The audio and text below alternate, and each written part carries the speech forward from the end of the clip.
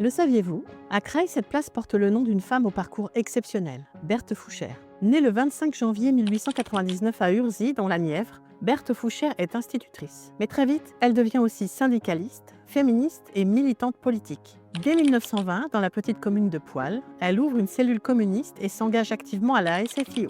Sous les pseudonymes d'Irma Tori et de La Rebelle, elle publie des articles engagés, des écrits qui lui valent procès, sanctions et même une révocation de l'enseignement en 1923. Contrainte de quitter la France, elle travaille en Algérie, en Roumanie, puis en Allemagne. À Vienne, elle collabore avec Otto Bauer, figure du socialisme européen.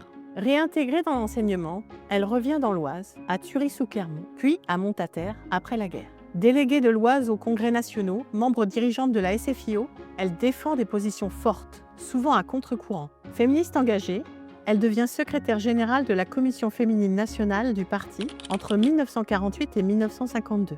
Toute sa vie, elle lutte pour le droit des femmes. Elle s'éteint le 20 avril 1979 à Montataire, à l'âge de 80 ans. Membre actif du Parti socialiste, François Mitterrand, à l'époque député, assistera même à ses funérailles.